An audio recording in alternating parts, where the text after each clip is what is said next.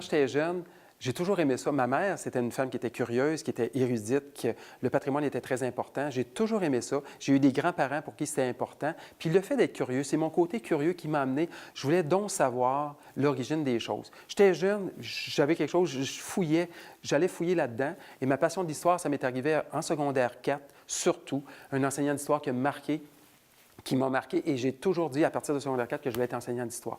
Et depuis que je suis enseignant d'histoire, ça fait 30 ans que je suis là-dedans, je n'ai pas perdu la flamme, puis je me suis toujours impliqué tout le temps en bénévolat, toujours qu'est-ce qui gravite par rapport à l'histoire. Puis je vais continuer. Dans ma classe, c'est une classe musée. Mes élèves me connaissent. Je suis un passionné d'histoire. J'adore ça, j'en mange. Je dirais passionné jusqu'où que la passion ne devient pas de la folie. Là, c'est un peu ça. Là, des fois, j'ai peur de traverser la marche, là, mais en tout cas, j'ai toujours aimé l'histoire. Nos coutumes, nos traditions au Québec, j'ai toujours été attirée. On s'aperçoit aussi à l'extérieur, en Europe entre autres, où je suis allé à plusieurs occasions, on voit à un moment donné la richesse que les gens ont grâce à leur patrimoine. Ils ont mis en valeur là, des fichus de beaux bâtiments, puis c'est pour ça qu'on y va. Ils n'auraient pas fait d'efforts pour conserver leur patrimoine, qui n'aurait pas d'intérêt, puis le tourisme ne serait pas développé. Au niveau du patrimoine, c'est, je dirais, d'amener une certaine clientèle à réfléchir. On fait beaucoup les écoles, parce que c'est la future clientèle des musées. C'est celle qui va peut-être sauver une partie du patrimoine, parce qu'il y a une certaine génération, on dirait, qui c'est complètement désintéressée du patrimoine. C'est beaucoup plus d'amener les gens à réfléchir ou à faire des réflexions sur le patrimoine qui les entoure, parce que le patrimoine, souvent, on ne le voit pas. Hein. C'est des choses communes, courantes, puis qui ont plus ou moins d'importance. Fait qu'on est, quand on veut faire du ménage, ça fait partie des choses qu'on jette puis qu'on regrette peut-être après. Je regarde la Bersane qui est là, c'est féerique et fantastique. Il y a toute une histoire. Il y a une famille qui a été élevée là-dedans au complet, sinon 2, sinon 3. Et la Bersane, c'est vraiment un aspect très québécois. Avec chaque objet que tu peux prendre, tu as une histoire à raconter, mais il faut la transmettre. Ça, c'est le cas problème, il faut transmettre. Proche de moi, j'ai ma fille qui s'intéresse beaucoup, Catherine, qui s'intéresse beaucoup au patrimoine. Alors, lorsqu'on fait des visites à mon petit musée, alors elle vient aussi, puis là, tranquillement, elle prend le tour, puis mes 2 filles, ils ont de l'intérêt dans ça.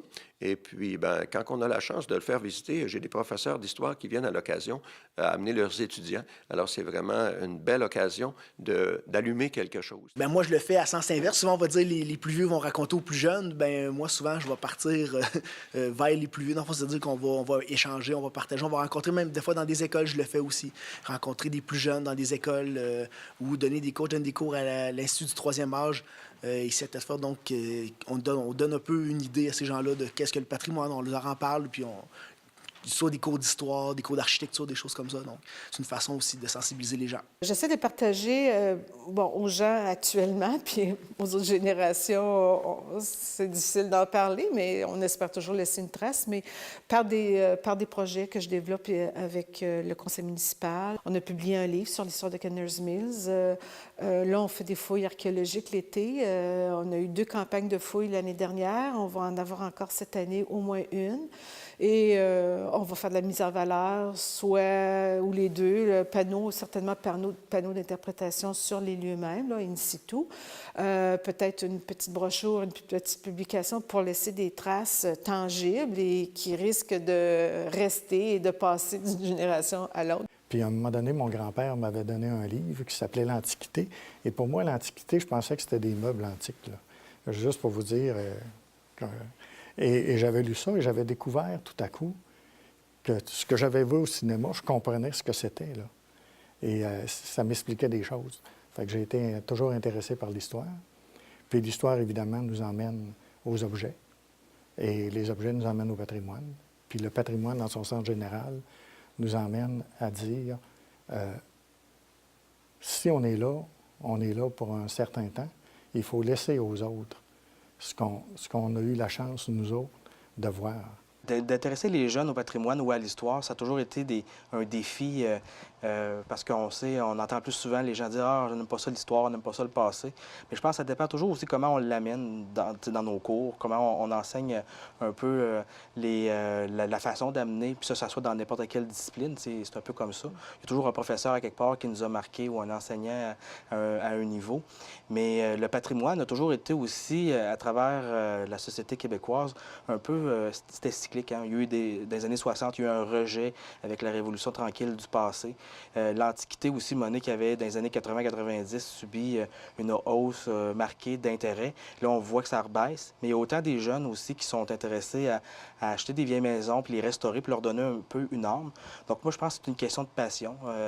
Quand on aime ce qu'on fait, puis qu'on est capable de le transmettre, bien, je pense que c'est ce qui fait qu'on peut intéresser les jeunes.